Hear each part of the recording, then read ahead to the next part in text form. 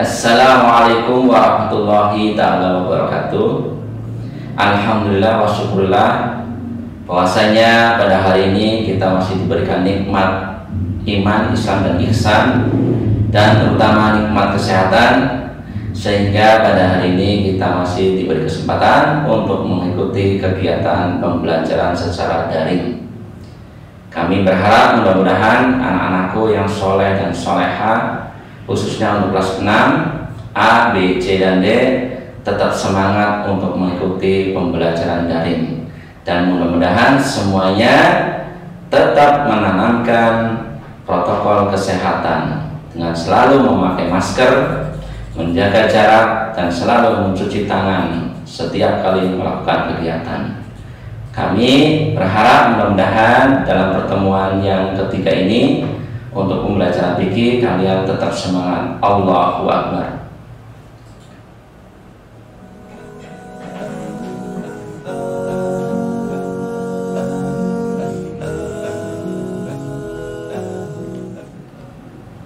Baik, dalam kegiatan pembelajaran fikih untuk pertemuan yang ketiga untuk hari ini, sebelum baru menyampaikan pokok pembahasan fikih, terlebih dahulu kami sampaikan beberapa hal yang akan dibahas untuk hari ini, ya, supaya kalian benar-benar mengikuti pembelajaran fikih secara serius dan secara tertib.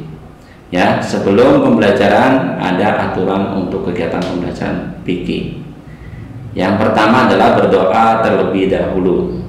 Ya, karena doa itu adalah ibadah, sehingga ketika kita akan melakukan kegiatan atau sesuatu hal tanpa diiringi doa, maka tidak mendapatkan berkah, sehingga doa adalah kunci utama ibadah.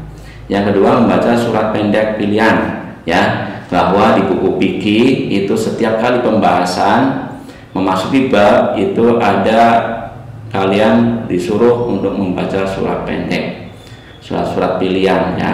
Kemudian adalah tertib, cermat, dan aktif.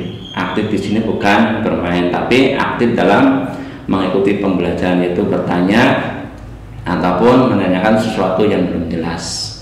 Yang terakhir adalah selalu tepat waktu. Ya, tepat waktu di sini itu ketika kalian mengikuti pembelajaran fikih itu harus siap sesuai dengan waktunya, ya. Kemudian setelah kalian sudah mengerti hal ini, maka yang kedua adalah materinya tentang pokok bahasan pengertian jual beli. Kemudian adalah rukun jual beli. Kemudian syarat-syarat sah jual beli. Kemudian membedakan jual beli yang diperbolehkan dan dilarang. Kemudian adalah khiyar. Dan yang terakhir adalah tugas.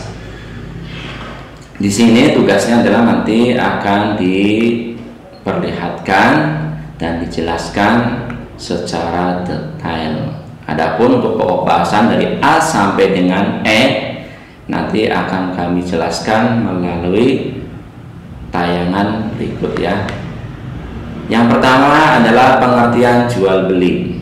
Jual beli adalah pertukaran harta benda dengan harta lain yang bermanfaat dengan jalan saling merelakan atau memindahkan hak milik dengan penggantinya melalui cara-cara yang diperbolehkan dalam Islam, ya. Sebagaimana dalam surat Al-Baqarah ayat 275 yang berbunyi wa ahalallahul bai'a wa harramar riba, ya. Padahal Allah telah menghalalkan jual beli dan mengharamkan riba. Kemudian adalah mengenai yang kedua, yang B adalah rukun jual beli. Itu ada 5, ya.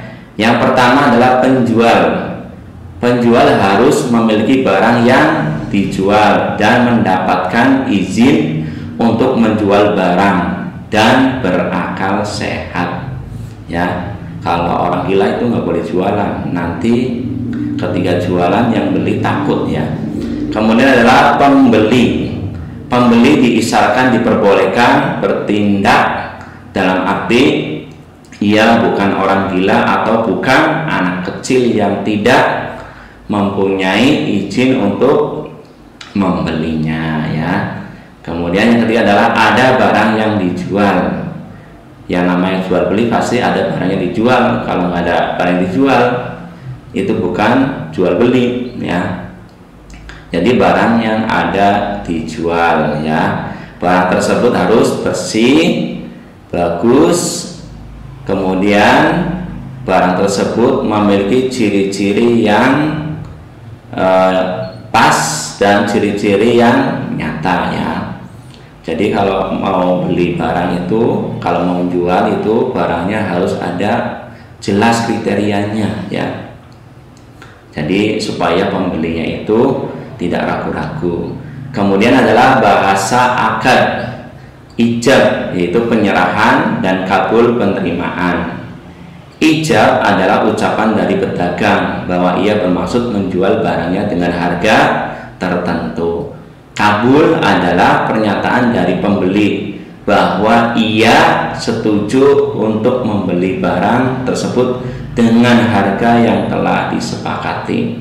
Jadi antara penjual dan pembeli itu ada ijab kabul, ya ada akad, harus jelas. Kalau belum jelas, akadnya begini begitu tapi belum jelas, maka kemungkinan penjual pun ragu untuk ya menyerahkan jualannya kepada pembeli. Pembeli pun akan ragu untuk membeli jualan tersebut. Kemudian yang kelima adalah kerelaan kedua belah pihak, ikhlas, artinya tidak ada paksaan. Namun sangat disayangkan bahwasanya kalau melihat fenomena sekarang, ketika ada seseorang yang ingin menjual ataupun membeli, ada unsur paksaan ya, supaya barang jualannya itu laku. Dia memaksa kepada pembeli dengan iming-iming seperti barang ini bagus, hebat, dan murah, langka ya, sehingga ketika pembeli itu melihatnya tetapi dia untuk tidak membelinya, tetapi dia dipaksa untuk membelinya ya. Begitu juga dengan pembelinya, kadang memaksa pedagangnya. Harga seunting kangkung harusnya 3.000, dia dipaksa untuk harga 1.000. Itu bukannya untung penjual tapi untung ya. Kita tidak boleh memaksakan, harus sesuai dengan harga yang telah disepakati ya. Kalaupun mau menawar tapi jangan terlalu berlebihan. Yang harga umumnya sayur kangkung itu 3.000, kalian menawarnya hanya 500 perak ya, pedagang pun nggak mau lah menjualnya walaupun dengan cara memaksanya ya. Itu. Kemudian yang C adalah syarat-syarat sah jual beli. Yang pertama syarat penjual dan pembeli ya. Yang A, jual beli dilakukan oleh orang yang berakal ya, agar tidak tertipu dalam jual beli. Berakal di sini berarti normal ya. Kalau orang gila itu tidak boleh jual atau beli ya, karena dia tidak memiliki akal secara sehat. Khawatir nanti ketika menjual barang itu dia tidak bisa membedakan berapa harganya dan berapa uang yang diterimanya ya. Dan pembeli pun akan merasa takut ya kalau yang menjualnya itu orang gila. Kemudian yang beda, jual beli dilakukan atas kemauan sendiri ya, atas kemauan sendiri, tidak ada paksaan ya. Allah SWT berfirman dalam surat An-Nas ayat 29, An-Nisa, mohon maaf ya, surah An-Nisa ayat 29, sebagaimana yang berbunyi yaitu A'udzubillahi minasyaitonirrajim, bismillahirrahmanirrahim. Ya ayyuhalladzina amanu la ta'kulu amwalakum bainakum bil batili. La ta'kulu amwalakum bainakum bil batili illa an takuna tijaratan an taradhi minkum. Wa la taqtulu anfusakum. Innallaha kana bikum rahima. Yang artinya, wahai orang yang beriman, janganlah kamu saling memakan harta sesamamu dengan jalan yang batil, tidak benar kecuali dalam perdagangan yang berlaku atas dasar suka sama suka. Dan janganlah kamu membunuh dirimu, sesungguhnya Allah adalah Maha penyayang kepadamu, ya. Itu surat An-Nisa ayat 29. Jadi ketika jual beli itu adalah atas dasar kemauan sendiri. Kadang kalau melihat sesuatu, gambaran hari ini mungkin di mana saja, ya, di daerah, di kota maupun di desa, fenomena sekarang banyak anak-anak kecil yang sudah berjualan, ya, demi membantu orang tuanya, ya.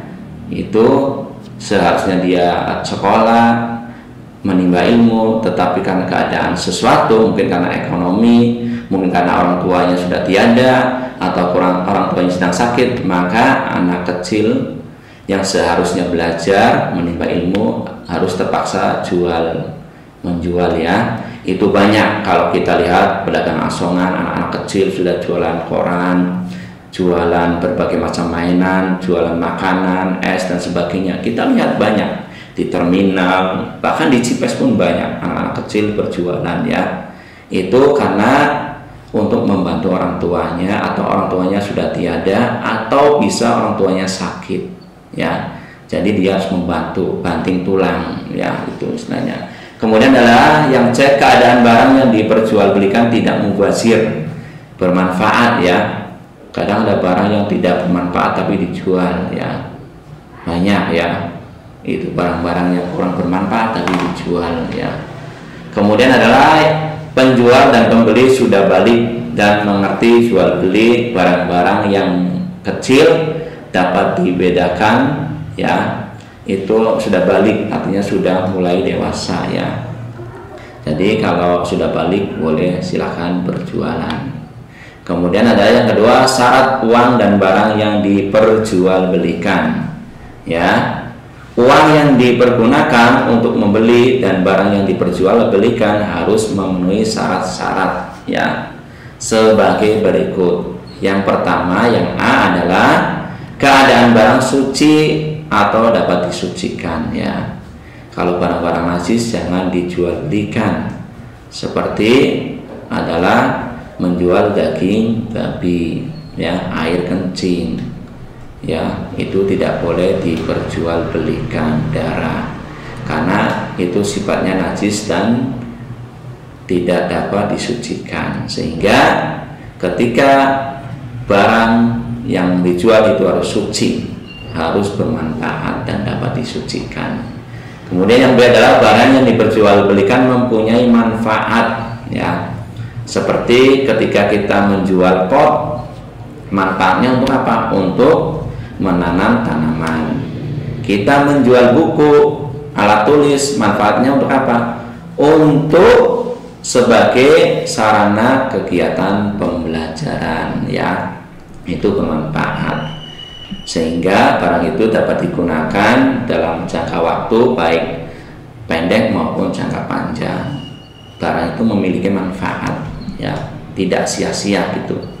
Yang C adalah barang yang diperjualbelikan adalah milik si penjual atau milik orang lain yang diwakilinya, ya, bukan dari hasil rampasan atau hasil rampokan.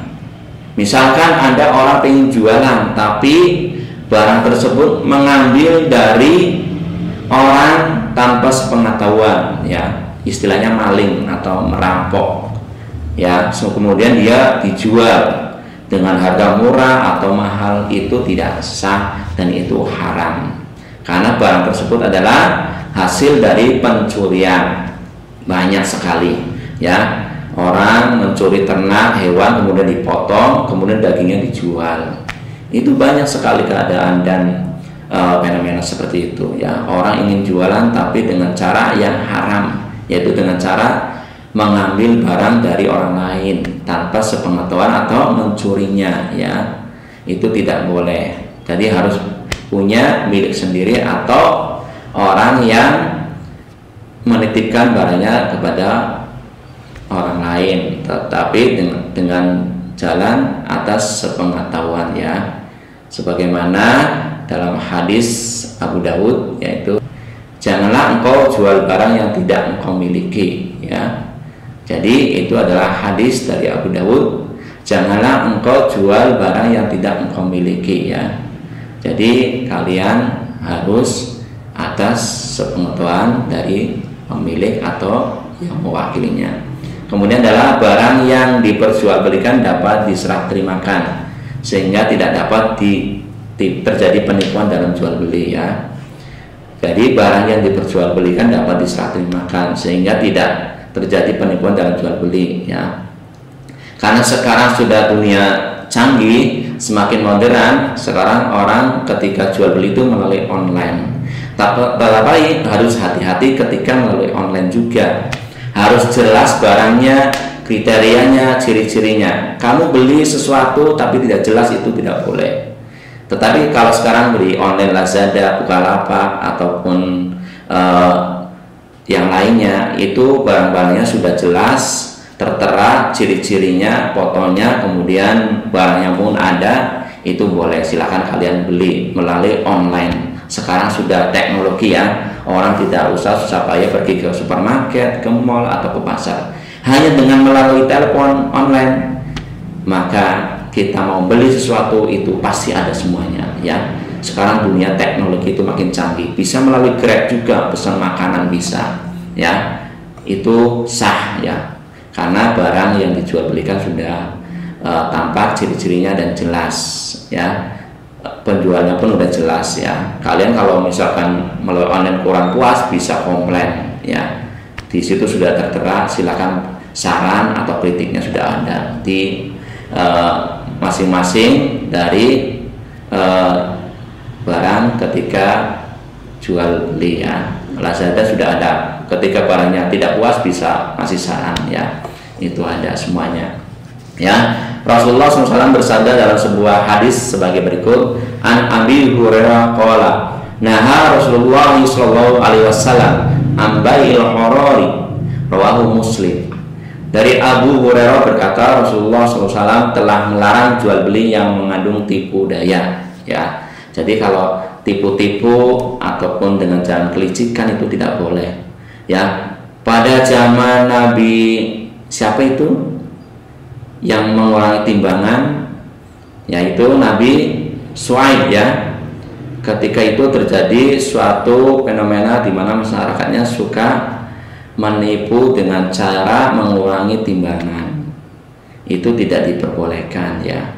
Bahkan sampai sekarang pun cara-cara licik seperti itu masih ada digunakan oleh para pedagang yang ingin meraup keuntungan lebih besar ya, dengan cara menipu, mengurangi timbangan ataupun mengurangi takaran. Itu tidak boleh. Itu namanya tipu daya ya. Jadi itu tidak diperbolehkan karena akan merugikan dari pembeli dan menguntungkan si penjual. Yang dia adalah membedakan jual beli yang diperbolehkan dan dilarang ya. Para ulama bersepakat bahwa jual beli adalah boleh, halal, bahkan merupakan sebaik-baik usaha bagi manusia. Bahkan sejarahnya bahwa Nabi kita tercinta Nabi Muhammad itu, yaitu orang pada zaman dulu, Nabi itu suka berdagang ya. Itu jadi yang namanya jual beli itu udah ada sejak zaman Nabi ya. Orang suka berdagang, bisnis. Kalau sekarang ada yang bisnis, dagang ataupun sebagainya, yang penting itu jalannya halal ya, tidak menipu ya. Itu Nabi Muhammad pun berjualan ya, Nabi aja berjualan. Kalau kita mau berjualan silakan, karena jualan itu halal, yang penting dengan cara yang baik ya. Itu pada dasarnya jual beli yang dilakukan dengan rukun dan syarat-syarat yang terpenuhi, jual beli itu menjadi sah dan tidak dilarang. Tetapi kalau jual beli rukun syaratnya tidak ada, maka jual belinya itu tidak sah dan haram ya. Seperti tadi menipu ya. Kita mau menjual handphone tapi ciri-cirinya kita tidak tahu. Kita tidak mengerti handphone mereknya apa, tipenya apa, buatan mana. Kemudian harganya pun kita nggak tahu. Tahu-tahu ini orang menjual aja. Itu tidak boleh ya. Khawatirnya barang tersebut adalah barang curian. Tetapi kalau kita mau menjual sesuatu itu harus ada ciri-cirinya, bentuknya, harganya, udah jelas semuanya, tertera gitu ya. Selain jual beli yang tidak sah seperti disebut di atas, ada jual beli yang sebenarnya sah tetapi terlarang ya. Bentuk jual beli yang terlarang dapat disebabkan beberapa hal. Yang pertama, dilarang karena memperjualbelikan barang-barang yang tidak boleh diperjualbelikan. Misalkan barang yang najis atau makanan yang sudah kadaluarsa sehingga membahayakan kesehatan, ya. Menjual roti yang sudah kadaluarsa, yang sudah berjamur, itu tidak boleh. Atau menjual racun, ya, untuk sesuatu hal yang jelek, itu tidak boleh, ya. Sehingga ketika memperjualbelikan itu harus jelas dan harus bersih, ya. Tidak boleh asal jual beli, ya. Barang najis itu nggak boleh dijual, ya. Seperti kotoran atau air kencing itu tidak boleh dijual belikan, itu najis, ya. Kemudian ada dilarang karena riba, misalkan menjual barang dengan harga lebih mahal dengan sistem kredit atau cicilan, ya. Itu tidak boleh, ya. Kemudian adalah dilarang karena samar-samar, belum jelas. Misalnya jual beli anak hewan yang masih dalam kandungannya. Hewan yang masih mengandung, anaknya masih di perut, sudah dijual anaknya sama orang, itu tidak boleh karena masih samar-samar, belum jelas apakah hewan itu hidup atau hewan itu sehat atau hewan tersebut sempurna fisiknya. Khawatirnya ketika sudah lahir ternyata kakinya tidak ada, sehingga itu tidak boleh, ya. Itu masih samar-samar. Atau menjual buah-buahan yang masih kecil, ya, baru seusia seminggu sudah dijual, ya, padahal itu buah masih kecil, masih bisa besar sampai beberapa hari atau bulan lagi, sehingga itu adalah hal jual beli secara samar-samar, ya. Dilarang karena bersyarat, ya. Misalkan Pak Badrun akan membeli ayam kepada Pak Mustafa, ya, jika ia menemukan uang di jalan, ya. Tapi syaratnya si Badrun mau membeli ayam ke Mustafa, silakan, tapi si Badrun harus menemukan uang di jalan. Itu nggak boleh, ya, karena itu ada unsur pemaksaan dan unsur menzolimi, ya. Itu nggak boleh.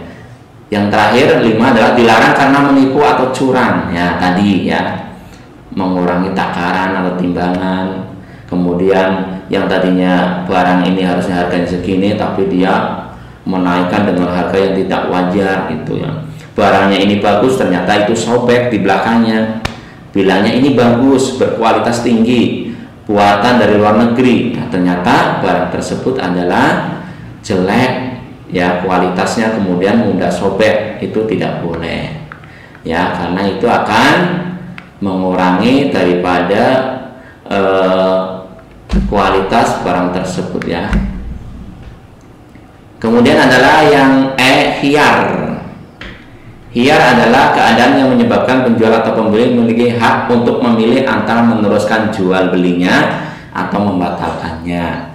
Maksudnya baik penjual maupun pembeli mempunyai kesempatan untuk mengambil keputusan, bisa membatalkan, bisa melanjutkan, ya, karena masih ada sesuatu transaksi, ya. Kalau misalkan di kemudian hari ketika kita menawar udah deal, tetapi ketika melihat barang tersebut kurang cocok, boleh kita membatalkannya, ya. Atau misalkan kita ragu-ragu, ya, untuk membelinya, boleh kita membatalkan asal sepakat antara penjual dan pembeli. Itu namanya khiyar, ya. Khiyar itu ada 3, ya. Yang pertama adalah khiyar majelis, ya, adalah hak bagi semua pihak yang melakukan akad jual beli untuk membatalkan atau meneruskan akad jual belinya selama masih waktu yang ditentukan, ya. Misalkan Pak Arul beli handphone, masih ada garansi selama 1 minggu. Kemudian karena di tengah-tengah HP itu sebelum seminggu itu sudah rusak, ya, Pak Arul boleh mengembalikan atau membatalkan karena barang tersebut cacat, ya, itu.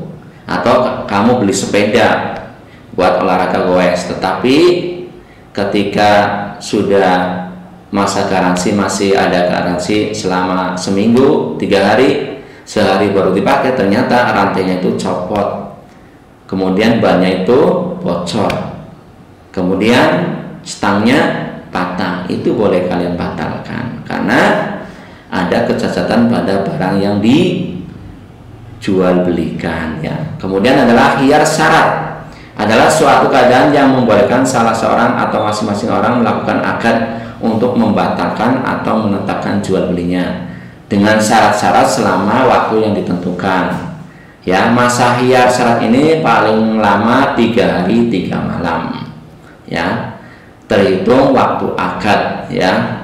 Rasulullah SAW bersabda, anta fi kulli silatin ittaqtaha bil khiyari salasan layal. Rawahu Ibnu Majah. Engkau boleh berkhiyar pada semua barang yang telah engkau beli selama 3 hari 3 malam ya. Jadi udah jelas ya 3 hari 3 malam. Hadis riwayat Ibnu Majah dari Muhammad bin Yahya bin Hibban. Kemudian yang terakhir adalah khiyar aibi, adalah memilih tetap atau membatalkan jual beli karena ada cacat atau kerusakan pada barang yang tidak kelihatan pada saat ijab kabul ya. Misalkan kita beli celana ya, ketika di tempat itu kita lihat-lihat kok tidak ada, karena mungkin belinya waktu malam, ataupun ketika belinya itu terburu-buru, ataupun mungkin ketika kita udah amati secara sama itu barangnya masih bagus mulus, tetapi ketika sudah sampai rumah ternyata barang tersebut ada sobek sedikit ya, sehingga kita kurang puas ya, ada kecacatan, boleh kita membalikannya ya, asal dengan secara baik dan dengan secara ikhlas ya. Itu adanya khiyar dimaksudkan agar penjual dan pembeli ini dapat memikirkan kemaslahatan masing-masing ya, bukan berarti untuk mencari keuntungan si penjual atau pembeli saja, tapi sama-sama mencari kemaslahatannya ya masing-masing, sehingga tidak akan terjadi penyesalan di kemudian hari ya. Itu manfaatnya dapat diperoleh adanya khiyar dalam transaksi jual beli adalah terjaminnya rasa kepuasan dari pihak pembeli karena tidak merasa khawatir terhadap barang yang dibelinya itu ya. Untuk yang terakhir yaitu tugas, nanti anak-anak kelas 6A, B, C, D, untuk 6A dan B kirim ke Pak Arul, 6C ke Bu Husnul dan 6D ke Bu Fani ya. Tugasnya hanya ada 2. Yang pertama adalah apakah boleh anak kecil berjualan untuk membantu orang tuanya. Berikan pendapat dan alasannya ya. Kalau memberikan pendapat itu minimal 1 paragraf, jangan 1 baris ataupun 1 kalimat atau 1-2 kata ya. Karena pendapat itu biasanya panjang ya. Jadi minimal 1 paragraf ya. Kemudian yang kedua adalah lihat dan amati gambar di bawah ini. Berikan komentar kalian tentang jual beli tersebut. Perbedaannya minimal 5 antara supermarket dengan pasar ya. Apa yang bisa kalian lihat dari gambar tersebut? Misalkan baru kasih contoh satu, misalkan di supermarket barang-barang yang dijual sudah tertera harganya, di pasar barang-barang yang dijual belum tertera harganya gitu ya. Oke, demikian saja untuk pertemuan hari ini. Kami akhiri, mudah-mudahan bermanfaat. Apabila ada salah kata ataupun hal yang kurang berkenan, kami mohon maaf. Salahnya dari kami, benarnya dari Allah Ta'ala ya. Setiap manusia pasti memiliki kesalahan, tidak ada manusia yang sempurna. Demikian kami ucapkan terima kasih. Ilaihi thariq wal hidayah. Wassalamualaikum warahmatullahi ta'ala wabarakatuh.